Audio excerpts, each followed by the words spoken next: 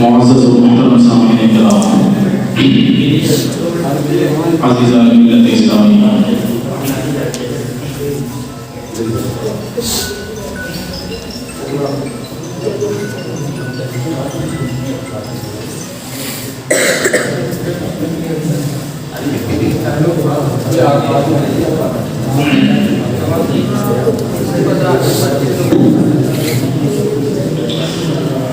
معزز و محترم سامعین کرام، عزیزان ملت اسلامی، بزرگوں، دوستوں، عزیز ساتھیوں اور اسٹیج پر جلوہ افروز علماء کرام، بالخصوص حضرت علامہ مولانا مشرف رضا صاحب قبلہ وقاری ظہیر احمد صاحب قبلہ وجملہ ائمہ حضرات، السلام علیکم ورحمۃ اللہ تعالی وبرکاتہ۔ الحمد للہ رب العالمین والعاقبۃ للمتقین والصلاة والسلام على سيدنا ونبينا وحبيبنا وشفيعنا وطبيبنا وطبيب قلوبنا ومولانا ومولانا وشفاء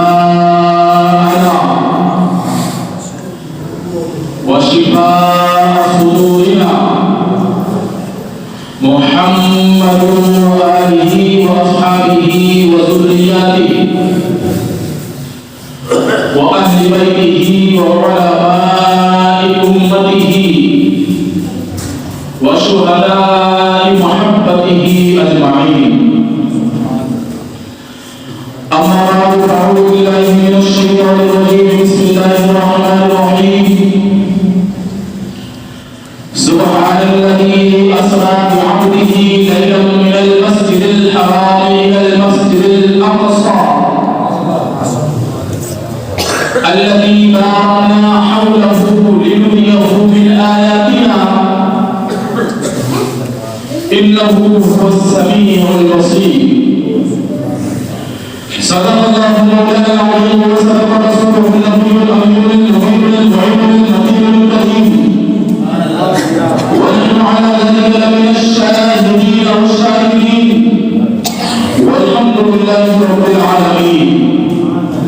فوز اعظم مرنے بے سر ساما مدد قبلے مدد کعبہ امام مدد بغداد بلا افتاد کشتی ضعیفان و شکستان کشتی بحق خال عثمان زارانی مدد کن یا معین الدین چشتی قابل النار حسان من زمان دمز شیخ احمد رضا صاحب العالم السلام بعد توحید کے مطوال شمع رسالت کی پروانوں غوث و خواجہ و رضا کے دیوانوں اولیاء امت کے چاہنے والوں جس آیت مقدسہ کی تلاوت کا شرف حاصل کیا ہے اس کے متعلق کچھ عرض و معاف کرنے سے پہلے آئیے آقائے نامدار مدنی تاجدار دونوں عالم کے مالک و مختار بے قصوں کے بس بے قصوں کے بس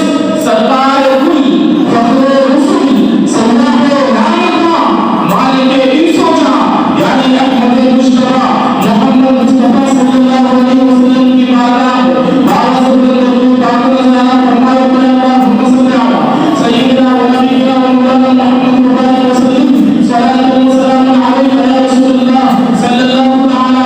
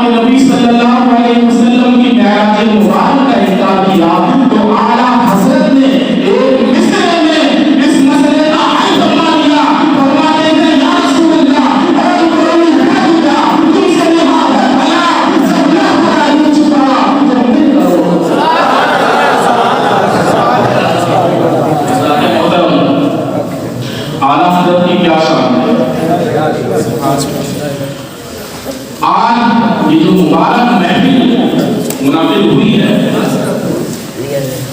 एक तो उसकी इस महफिल की आज़मत और रिफ़ात इसलिए है कि ये सरकार हबीब प्यारे मुस्तफ़ा सल्लल्लाहु अलैहि वसल्लम को जो अल्लाह तबारक व तआला ने सबसे बड़ा मौजज़ा यानी मेराज मुस्तफ़ा का फरमाया। आज की शब वही मुबारक शब है जिस रात अल्लाह के नबी सल्लल्लाहु अलैहि वसल्लम को मेराज शरीफ का मौजज़ा अता हुआ। हज़रात गिरामी एक और दूसरी निस्बत की, अल्लाह के नबी सल्लल्लाहु अलैहि वसल्लम इमामुल अंबिया है, सय्यदुल मुरसलीन है। जितने मौजज़ात तमाम अंबिया और रसूल को मिले अल्लाह तबारक व तआला ने वो सारे मौजज़ात मेरे प्यारे मुस्तफ़ा सल्लल्लाहु अलैहि वसल्लम की ज़ात अक़दस में बयान किया। अल्लाह के नबी सल्लल्लाहु अलैहि वसल्लम को एक और मौजज़ा जो आज तक और क़यामत तक रहेगा यानी कुरान मुक़द्दस का मौजज़ा अता है। और आज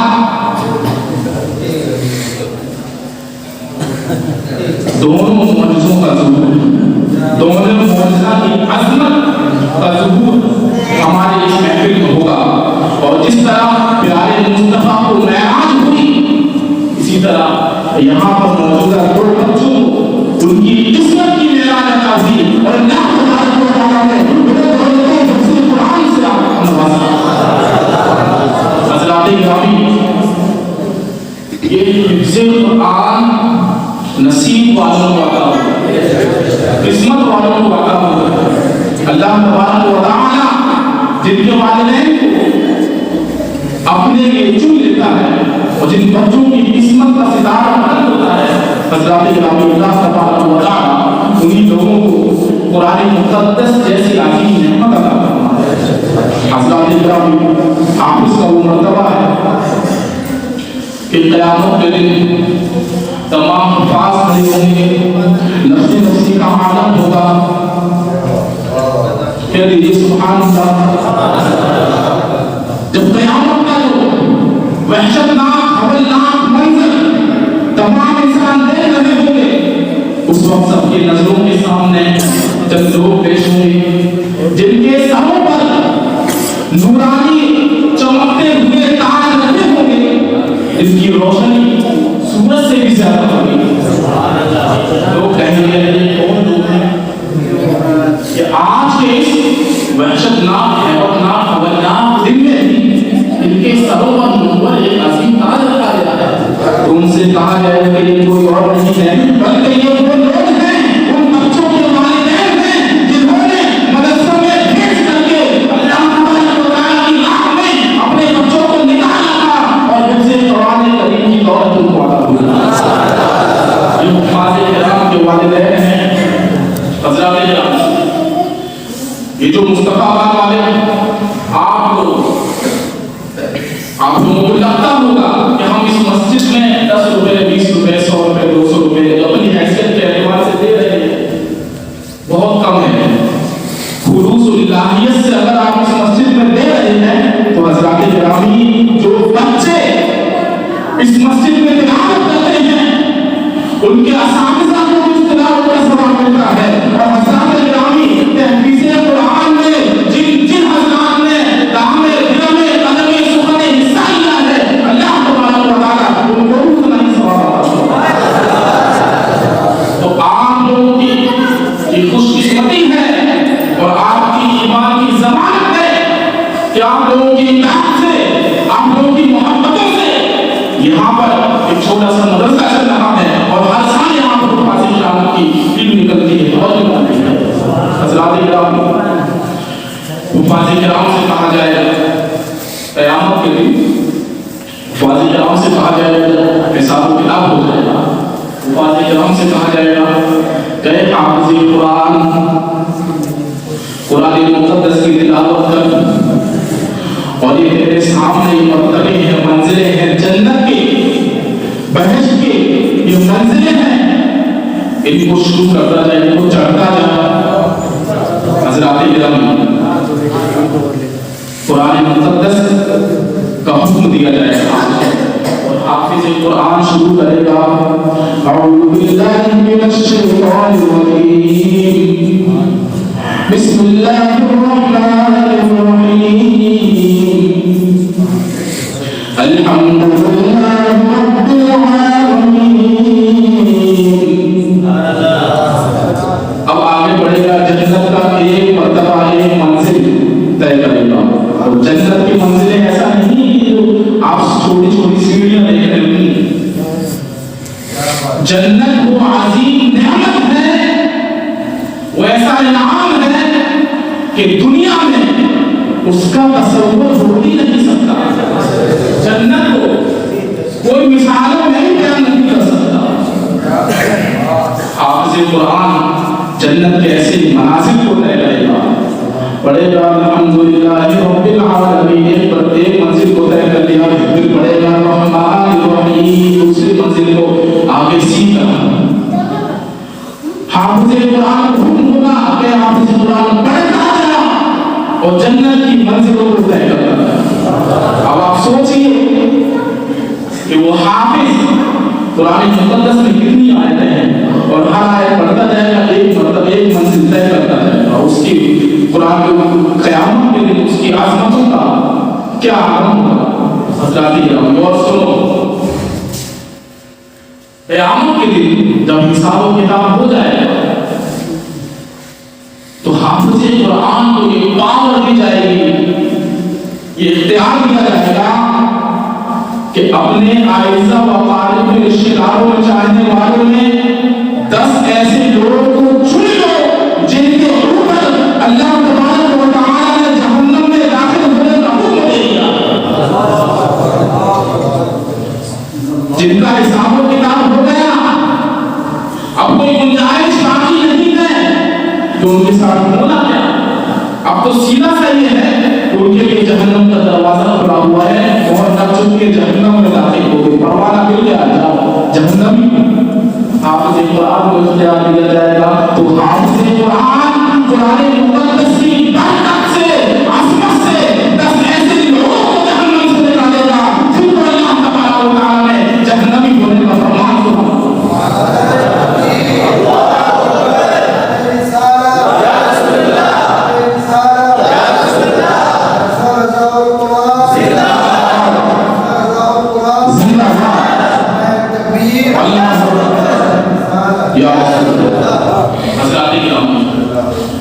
یہ تو 10 ایسے لوگ تھے جن پر جہنم واجب ہو جاتی ہے.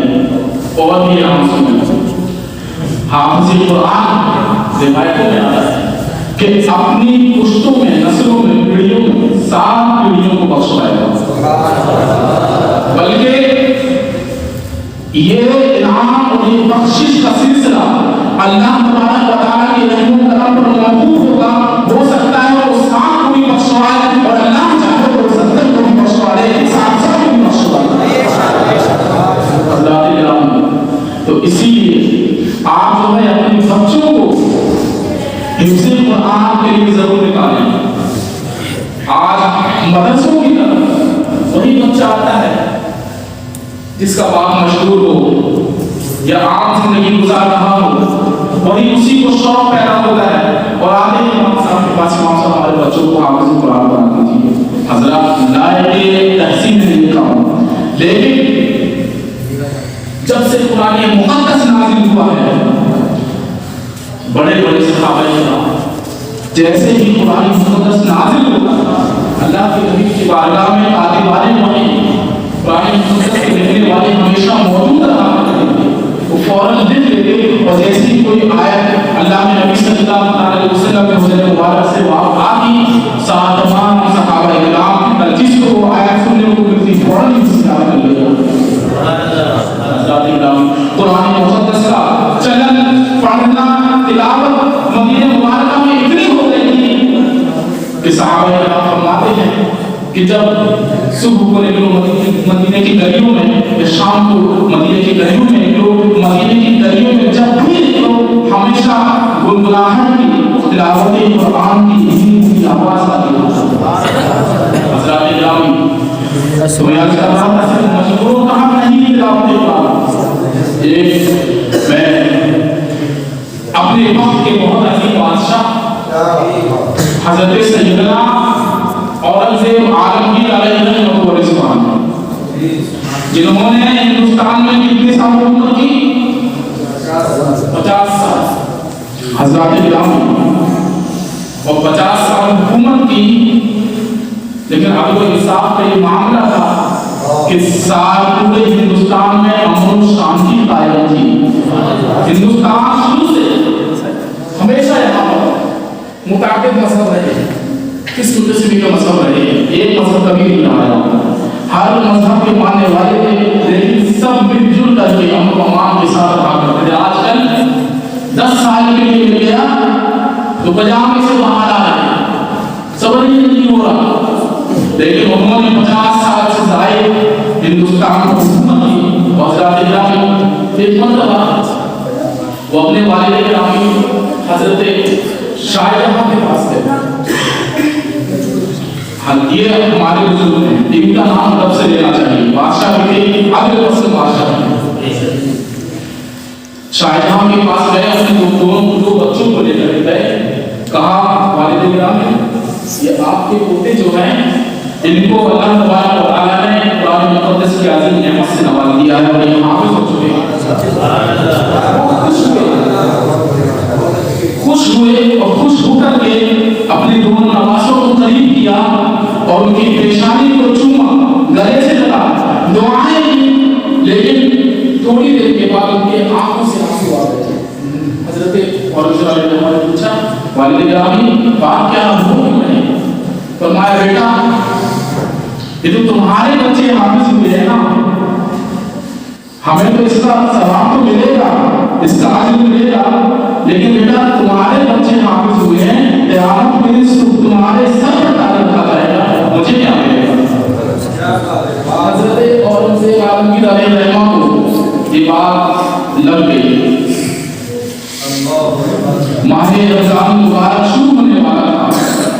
حضرت اورنگزیب عالمگیر علیہ السلام روزانہ ایک پارہ یاد کیا. روزانہ دن بھر اپنی حکومت کی سنبھالتے، سیاستیں کی سنبھالتے اور قرآن مقدس کا ایک پارہ حفظ بھی کر لیا کرتے اور اسی پارے قرآن کرامی کو سنا دیا کرتے. ماہ رمضان مبارک کی 30 شبیں مکمل ہوئی، ساتھ میں وہ حافظ قرآن بھی ہو گئے. اور جب اپنے والد گرامی کے پاس گئے اور یہ سنایا کہ والد گرامی آپ کی دعاؤں سے اللہ تبارک و تعالیٰ نے مجھے بھی دولت قرآن سے نواز دیا ہے اور میں بھی حافظ قرآن ہو گیا.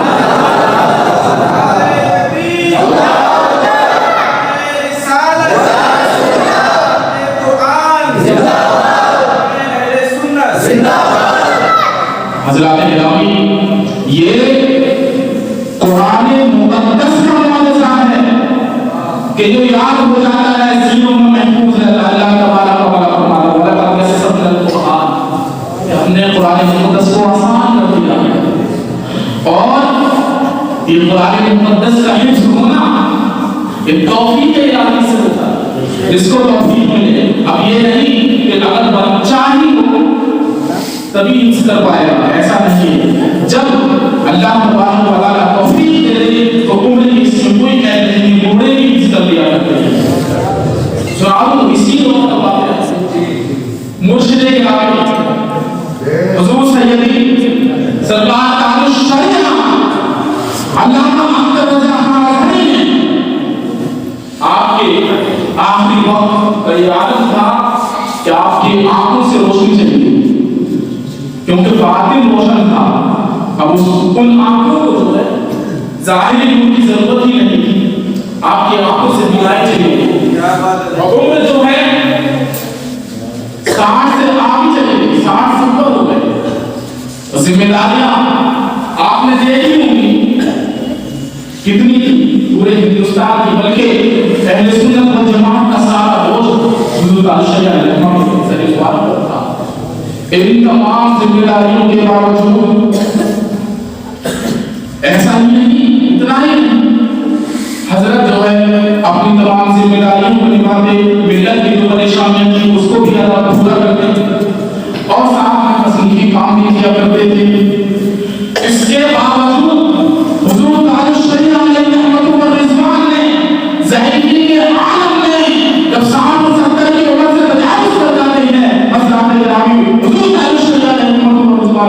قرآن مقدس کی عظیم نعمت سے اپنے آپ کو سرفراز کیا اور قرآن مقدس کو پورا مکمل حفظ کیا۔ حضرات گرامی، جس کو قرآن مقدس کی جتنی آیت میسر ہو، جتنا جز میسر ہو، اس کو یاد کرنا چاہیے، اور جو قرآن مقدس جس نے جتنا یاد کیا ہوگا وہی اس کے لیے قیامت کے دن اور قبر کی اندھیریوں میں وہی قرآن کھڑا ہو جائے گا کہ معلوم بلا اس نے مجھے اپنے سینوں میں بسایا تھا، اس لیے قبر کی اندھیریوں سے بچانے، محشر کی سختیوں سے بچانے۔ اچھا، یہ جو ہے جو حافظ کے معنی کیا ہے؟ یاد کرنے والا، اس طرح میں حافظ کہتے ہیں، لیکن اگر کسی نے ایک سورت بھی یاد کی ہوگی تو حضرات گرامی اس کے مرتبے اس سورت کے حساب سے پڑھیں گے۔ اس لیے یہ مت دیکھو کہ اب ہم نے یاد نہیں کیا، ہم نے بچپن میں کچھ پڑھا ہی نہیں، ارے بھی پڑھے ہی نہیں، ہم کیسے یاد کریں گے؟ حضرات گرامی، یہ ائمہ کرام، علماء کرام آپ کے لیے 24 گھنٹے مسجد میں موجود ہیں۔ جب آپ کے دل میں اشتیاق پیدا ہو، طلب پیدا ہو قرآن مقدس کو یاد کرنے کی، ان کے پاس آ جاؤ، ہاتھوں کو بوسا دو اور عرض کرو کہ اے امام صاحب، میں قرآن مقدس کو حفظ کرنا چاہتا ہوں۔ حضرات گرامی، یہ وارثین انبیاء فوراً آپ کی خدمت میں حاضر ہو جائیں۔ درود پاک پڑھیں اللہ محمد صلی اللہ علیہ وسلم، نحمد محمد صلی اللہ علیہ وسلم، صلاۃ و سلام علیک یا رسول اللہ صلی اللہ علیہ وسلم۔ اچھا، حفظ قرآن جو ہے بڑی مشقتوں کا تعلیم ہے، اتنی آسانی سے نہیں مل جاتا۔ ان بچوں سے پوچھو، اور حضرت مولانا مشرف صاحب نے مجھے بتایا، حضرت ہمارے مسجد کا یہ نظام ہے کہ بعض بچے جو ہیں اپنی دنیاوی تعلیم اسکولوں میں حاصل کرتے ہیں اور اسکول کی تعلیم مکمل کر کے فوراً ہماری مسجد میں آ جاتے ہیں اور اسے قرآن شروع کر دیتے ہیں، ظہر سے عصر تک یہاں رہتے ہیں، بلکہ رات میں بھی اسے قرآن کرتے ہیں، پوری رات نہیں کرتے ہیں۔ اللہ تبارک و تعالیٰ ان علماء کی ان محنتوں کو قبول فرمائے۔ قدر کیجیے حضرات گرامی، ہم خوش نصیب ہیں کہ اس دور میں جی رہے ہیں جن میں ایسے دردمند اور مخلص علماء ہمارے پاس میں موجود ہیں کہ 24 گھنٹے انہوں نے اپنا سب کچھ آپ کے لیے نشان کر دیا ہے۔ جب بچہ حفظ قرآن کے لیے کرتا ہے تو کون ماں ہے جو اپنے بچوں سے محبت نہیں کرتا؟ سارے تمام باپ، ماں، بہنیں، بھائی سب اپنے بچوں سے محبت کرتے ہیں، ایک لمحے کی دوری کوئی اپنے بچوں کی برداشت نہیں کرتا۔ حضرات گرامی، یہ اللہ تعالیٰ نے باپ، بیٹوں اور والدین کے دلوں میں اولاد کی محبت ڈالی ہے۔ وہ باپ جب یہ ہے کہ آپ کے بچے اسی شہر میں ان کو حفظ قرآن کی توفیق مل رہی ہے۔ ہم لوگ جب اس کیا کرتے تھے تو کوئی 200 کلو میٹر دور جا رہا ہے، کوئی 500 کلو میٹر دور جا رہا ہے، اور والدین کی زیارت کے لیے طرف جاتے تھے۔ کبھی ہمیں سال میں 6 مہینے میں 1-2 دن کے لیے 10 دن کے لیے والدین کی زیارت نصیب ہوتی تھی۔ حضرات گرامی، ان مشقتوں کے باوجود جب بچہ اپنے گھر میں رہتا ہے اس کے نخرے اٹھانے والے سب رہتے ہیں۔ ماں ہے، بیٹا یہ کھا لے، نہیں اس میں نمک زیادہ ہے، چلو تیرے لیے اور کچھ بنا دیتی ہوں، وہ کھا لے۔ بہن کہتی ہے ارے بھائی تم نے کھانا نہیں کھایا ہے، تیرے لیے کیا بناؤں کہ تیرا پیٹ بھر جائے۔ بہن اپنے بھائی کو خوش کرنے کی لگی ہوئی ہے۔ باپ پورے دن ذریعے معاش میں لگا رہتا ہے، اپنے آپ کو تھکاتا ہے۔ وہ باپ جب رات میں آتا ہے تو خالی ہاتھ نہیں آتا، بلکہ دیکھتا ہے کہ میرے بیٹے کو، میرے بچے کو کیا پسند ہے، اس کی پسند کی چیز لے کر کے آتا ہے۔ والدہ کے ہاتھ میں تھما کر کے بولتا ہے کہ جاؤ فلاں کو یہ کھلا دو، میرے فلاں بیٹے کو کھلا دو۔ وہ کہتی ہے کہ نہیں، آپ کا بیٹا، آپ کا صاحب سو گیا ہے تو اس کو اٹھاؤ، اس کی پسندیدہ چیز کھلاؤ۔ یہ گھروں میں ایک بچے کے نخرے اٹھائے جاتے ہیں، لیکن وہی بچہ جب مدرسے میں آتا ہے تو حضرات گرامی جیسا کھانا ہے اس کو دینا کھانا ہے، جو اس کو میرے اس کے صبر کرنا ہے، اور ادھر والدین کی محبت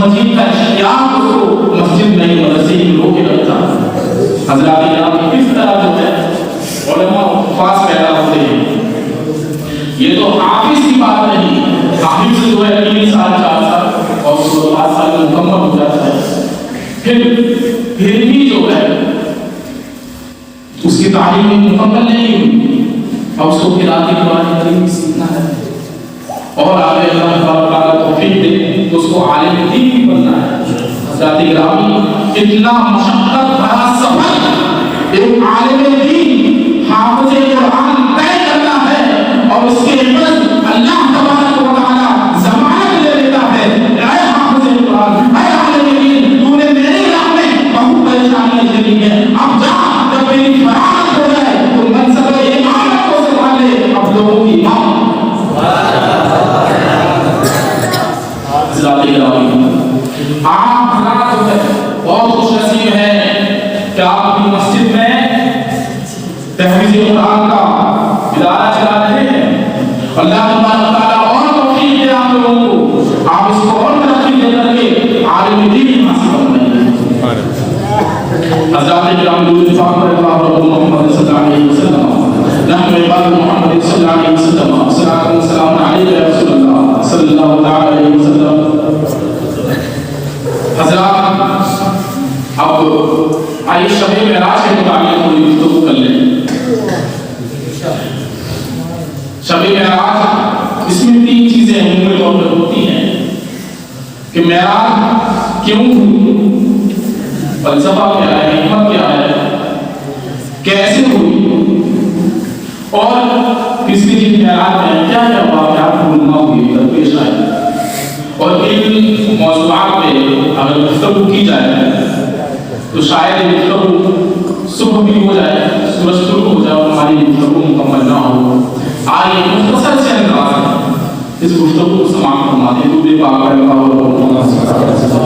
نحن عباد محمد صلی اللہ علیہ وسلم والصلاۃ والسلام علیک یا رسول اللہ صلی اللہ تعالی علیہ وسلم معراج میں بہت سارا حکمتیں ہیں فلسفے ہیں اللہ کے نبی صلی اللہ تعالی علیہ وسلم ایک سال ایسا آیا کہ آپ کو بہت زیادہ سردی لگی بہت زیادہ تکلیف لگی اس سال کا نام ہی عام الحزن ہو گیا کیونکہ اس سال اللہ کے نبی صلی اللہ تعالی علیہ وسلم کی جو چہیتی بیوی اور پہلی بیوی حضرت خدیجہ الکبریٰ رضی اللہ تعالی عنہا وہ دار مبارکہ دے گئی ان کا انتقال ہو گیا ایک یہ غم تھا دوسرا غم آپ کے چچا حضرت ابو طالب ان کا بھی انتقال ہو گیا اور حضرت اللہ کے نبی صلی اللہ علیہ وسلم اس رنج و غم میں حدیث کعبہ میں آرام فرما رہے تھے حضرات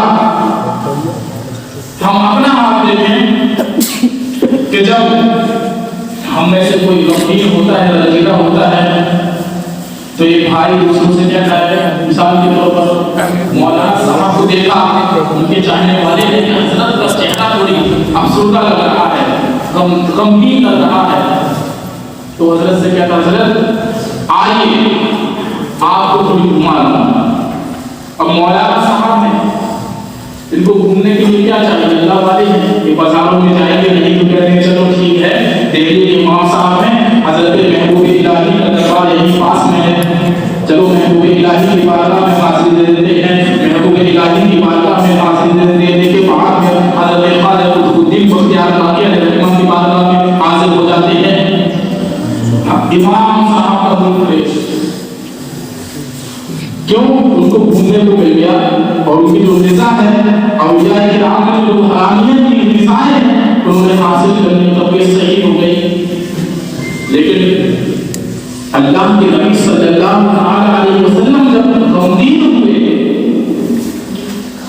تو اللہ تبارک و تعالی نے جبرائیل کو حکم دیا جبرائیل جاؤ میرے محبوب کو لے کر کے آ جاؤ میرا محبوب غمزدہ ہو گیا ہے غمگین ہو گیا ہے حضرات گرامی ہم اپنی وسعتوں کے مطابق دنیا میں گھوما کرتے ہیں اللہ تبارک و تعالی نے اپنی قدرت کاملہ کے مطابق اپنے محبوب کو سفر کرایا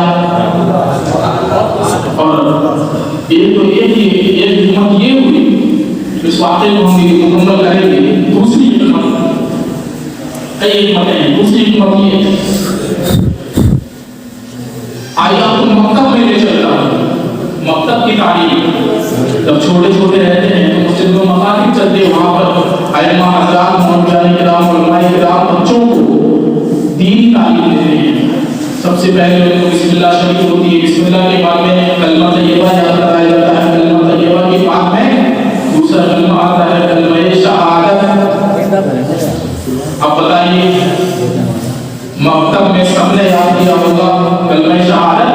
پہلا کلمہ طیب طیب معنی ہوا، دوسرا کلمہ شہادت شہادت معنی گواہی دینا. اب یہ بتائیے مکتب کی پڑھائی کوئی نہیں بھولتا ہے. مکتب میں جو پڑھائی اس کو کوئی نہیں بھول سکتا ہے.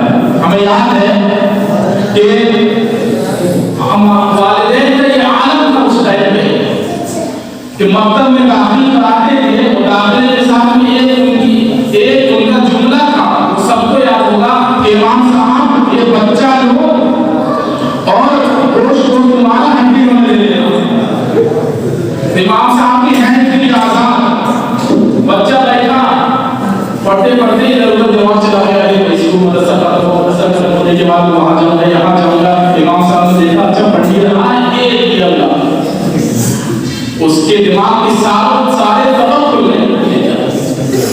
ایسا یونیک اس کی حالت ہوتی ہے سارے جذبات بدل جاتے. حضرات کرام اس لیے مکتب کی تعلیم کوئی نہیں بھولتا. تو جب دوسرا کلمہ ہمیں یاد کرایا گیا تو ہمیں دوسرا کلمہ شہادت شہادت گواہی دینا. اب یہ بتاؤ گواہی کس چیز کی دی جاتی ہے؟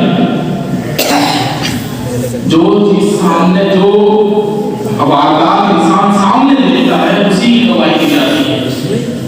قتل ہو گیا کہیں پہ کسی نے اپنی آنکھوں سے دیکھا نہیں، قتل ہو گیا کورٹ میں گواہ کے طور پہ پہنچ گیا، صاحب نے کہا ہاں بھائی قتل ہوا تھا، کیا ہمارا صاحب قتل ہوا تھا، اس نے کیا تم نے دیکھا کہ نہیں میں نے تو نہیں دیکھا.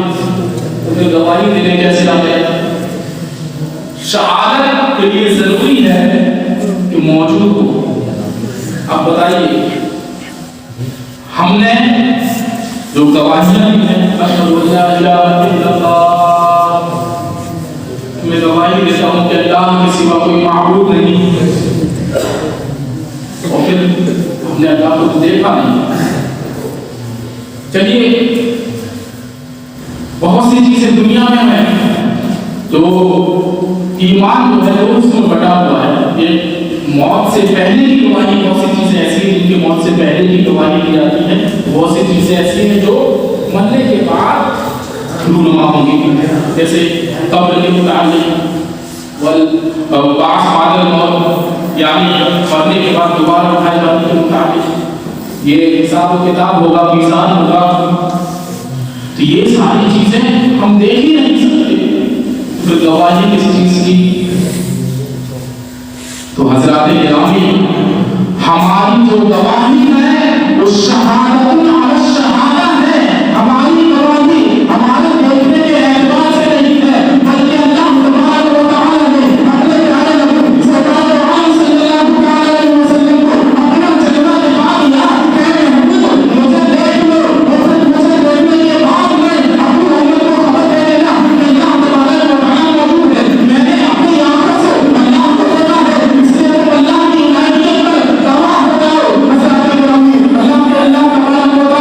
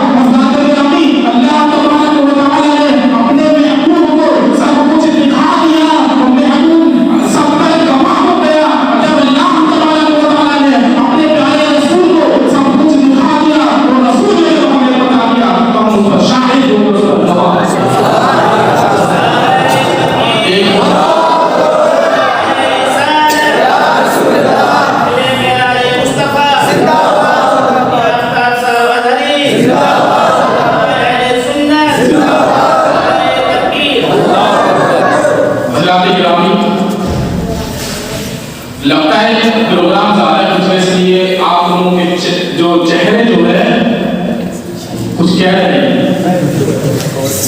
بابا سے بولے یا رسول اللہ کہہ ایسے ہی کہہ رہے ہیں تو زیادہ وقت نہیں ہوگا. حضرات دیکھیے معراج مصطفیٰ جب ہوئی سب لوگوں نے جو مخالفین تھے انہوں نے مخالفت اور یہ مخالفت جو ہے خاص کر چلی آ رہی ہے نا. جو جس کی نسل سے ہوگا جو جس کے مذہب پہ ہوگا اس کے طریقے میں ہوگا وہ اپنے طریقے کو بڑھائے گا آگے. تو اس وقت بھی لوگوں نے مخالفت کی اور اس کو امید کر رہے ہیں. اس وقت بھی لوگوں نے کہا وہ تو آپ تو بشر ہیں آپ تو انسان ہیں آپ ہمارے جیسے ہیں آپ کیسے اتنی کم مدت میں اتنی ساری چیزیں ہیں.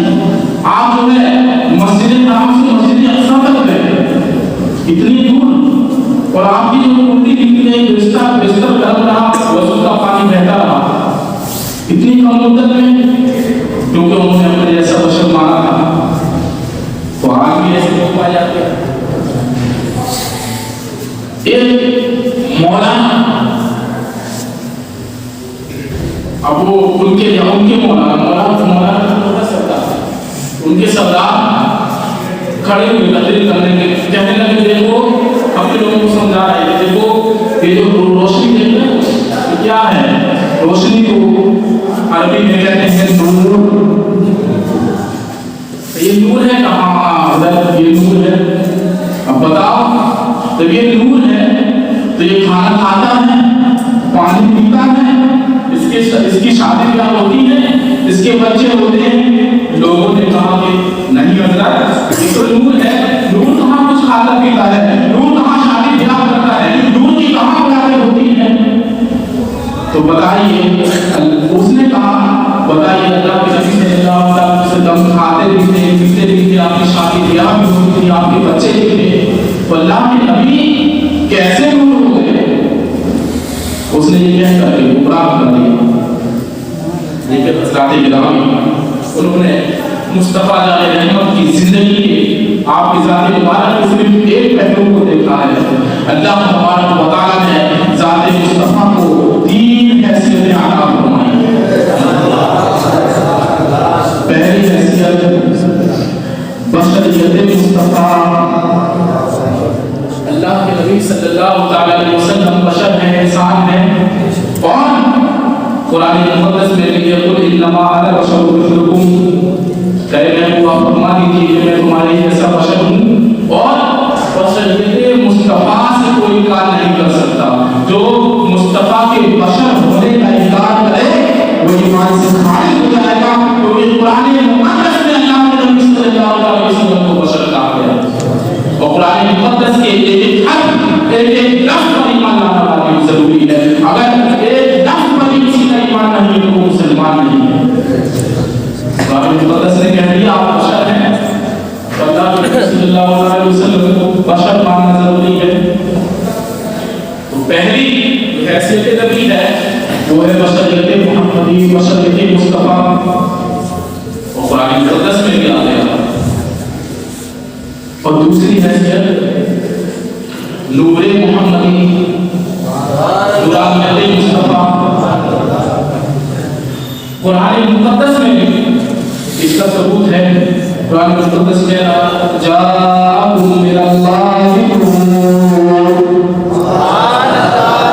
کہ اللہ کی طرف سے تمہارے پاس نور آیا. تمام مفسرین کرام نے بالاتفاق اس نور سے پیارے محمد صلی اللہ علیہ وسلم کو مراد لیا ہے کہ قرآن مقدس میں جو نور کا لفظ آیا ہے اس سے ذات مصطفیٰ واللہ کے نبی صلی اللہ علیہ وسلم نور ہے. اور تیسری حیثیت اللہ کے نبی صلی اللہ علیہ وسلم کی حقیقت محمدی حقیقت مصطفیٰ.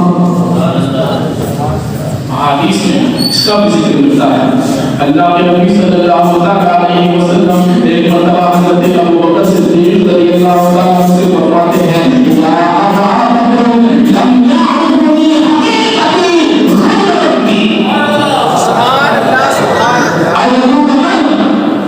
میری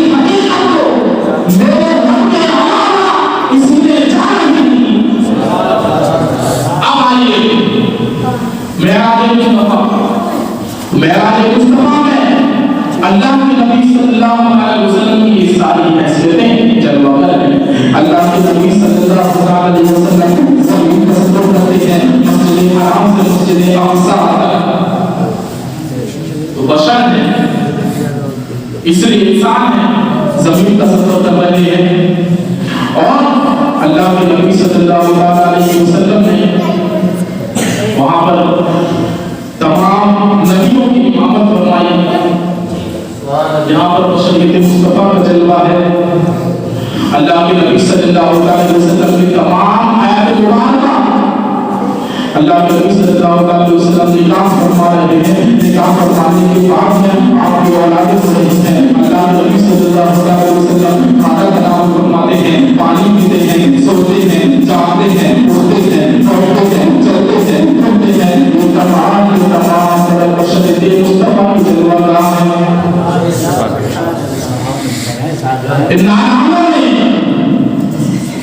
پیارے مصطفیٰ کی عظمتوں کو سمجھا ہی نہیں ہے اور فیصلے کرنا شروع کر دیتی ہے. اب آئیے نور محمدی کا جلوہ دیکھ لیجیے. سائنسدانوں کا کیا کہنا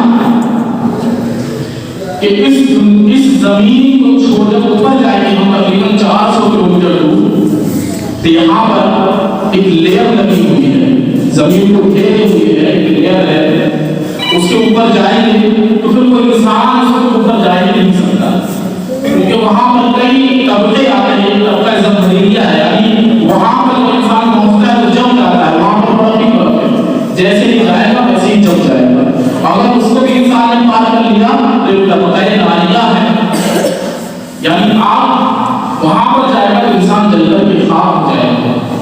اللہ کے نبی صلی اللہ علیہ وسلم مسجد اقصی سے تمام انبیاء کرام کی امامت فرمانے کے بعد میں آسمانوں کا سفر کرتے ہیں. پہلے آسمان پر جاتے ہیں, اللہ کے نبی صلی اللہ علیہ وسلم کا استقبال ہوتا ہے. تمام فرشتے اللہ کے نبی صلی اللہ علیہ وسلم کا استقبال کرتے ہیں. دوسرے آسمان پر جاتے ہیں, وہاں پر استقبال ہوتا ہے. دوسرے آسمان پر جاتے ہیں, چوتھے آسمان پر جاتے ہیں, ساتوں آسمان کی سیر فرما لیتے ہیں. سبحان اللہ. حضرات گرامی, لیکن یہاں پر جس میں اقدس کو کچھ نہیں ہوتا, اس کا مطلب ہے کہ اللہ کے نبی صلی اللہ علیہ وسلم کی نورانیت کا جلوہ تھا. پیارے آقا حضرت جبریل کے ساتھ جنت بھی دیکھ رہے ہیں, جنتیوں کا حال ملاحظہ فرما رہے ہیں, دیکھ رہے ہیں کہ میرے ابو بکر کہاں رہیں گے, ان کا بھی تو محل دکھا دو. حضرت ابو بکر کا محل دکھایا جاتا ہے, حضرت فاروق اعظم کا محل دکھایا جاتا ہے, حضرت عثمان غنی کا محل دکھایا جاتا ہے, مولا علی کا محل دکھایا جاتا ہے. فرماتے ہیں میرے بیٹے حسنین کریمین کی جگہ کہاں ہے, جو کہ جنتی نوجوانوں کے سردار ہیں, ان کا بھی محل دکھایا جاتا ہے, خاتون جنت کا محل دکھایا جاتا ہے. ان کو بھی دکھایا جاتا ہے. تمام اور جنت کی جو نعمتیں ہیں, اللہ کے نبی صلی اللہ علیہ وسلم فرشتوں کی فوج کے سامنے ملاحظہ فرماتے ہیں. تمام فرشتے اللہ کے نبی صلی اللہ علیہ وسلم کے ساتھ. اللہ تبارک و تعالی نے حضرت جبریل علیہ السلام کو حکم دیا تھا کہ میرے محبوب کو لے کر کے آؤ. جب ان کو لے کر کے جانا تو ان کا قافلہ عام نہ ہو, بلکہ تمام جو عظیم چار فرشتے ہیں ان چاروں فرشتوں کو لے کر کے جاؤ, اور ہر فرشتے کے ساتھ میں 70,000 فرشتوں کی فوج ہونی چاہیے. یہ عظیم قافلہ جنت میں بھی سیر کر رہا ہے. فرشتے جو کہ نوری مخلوق ہیں, نور سے پیدا کیے گئے ہیں, نور کے سامنے بشر کیسے ہو سکتا ہے. تو یہاں پر پیارے مصطفیٰ صلی اللہ علیہ وسلم کی نورانیت اور ان کے جسم کی جنگ ہوتی ہے. حضرات گرامی, اب جب اللہ کے نبی صلی اللہ علیہ وسلم نے جنت کی یہ یہاں پر بہت زیادہ واقعات ہیں, بہت زیادہ. حضرت جو ہے حضرت آدم علیہ السلام سے ملاقات ہوتی ہے, حضرت ادریس علیہ السلام سے ملاقات ہوتی ہے, حضرت یوسف علیہ السلام سے ملاقات ہوتی ہے.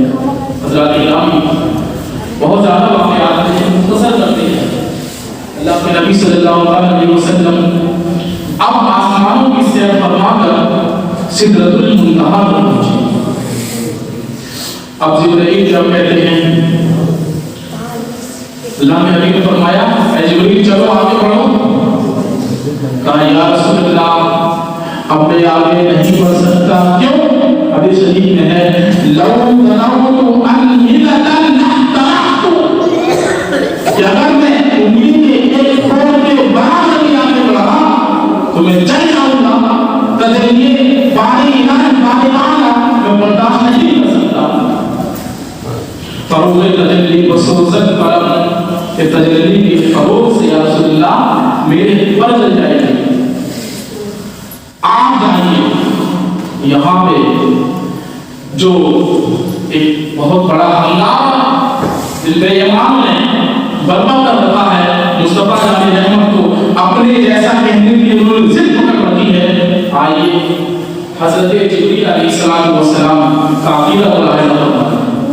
یہاں پر حضرت جبرائیل علیہ السلام نے اپنے آپ کو نبی جیسا نہیں سمجھا اور نہ ہی نبی کو اپنے جیسا سمجھا.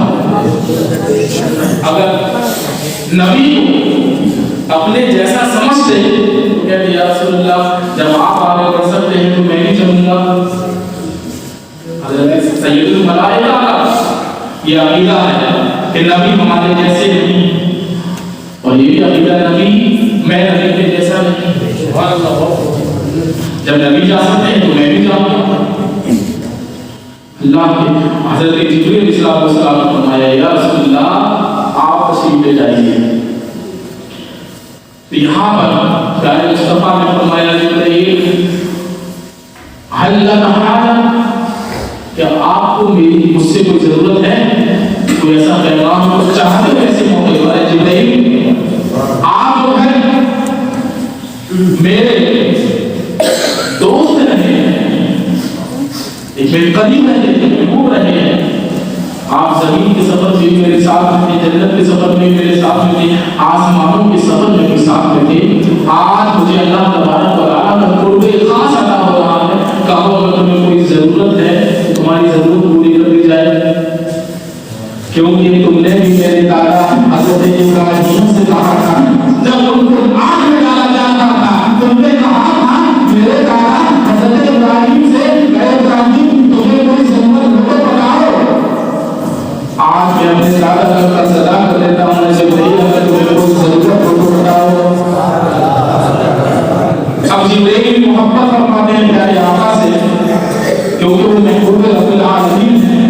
حضرت جبرائیل نے کہا یا رسول اللہ بس ایک تھوڑی سی گزارش ہے خواہش ہے یا رسول اللہ کہ جب آپ کی امت پل سے گزرے پل صراط سے گزرے تو جبرائیل کو اپنے پر اٹھانے کی اجازت مل جائے کہ آپ کی اولاد کی امت کو حفاظت سے پل صراط سے گزار دیا جائے.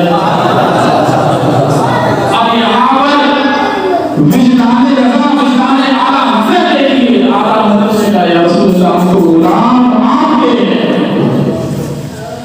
یا رسول اللہ یہ غلام آپ کے تمہیں پہ پردے ہیں ہمیں جبرائیل کا احسان کیوں چاہیے ان سے گزارو پیار بزرگو خبر لہو جبرائیل پر بشار خبر لہو خبر لہو.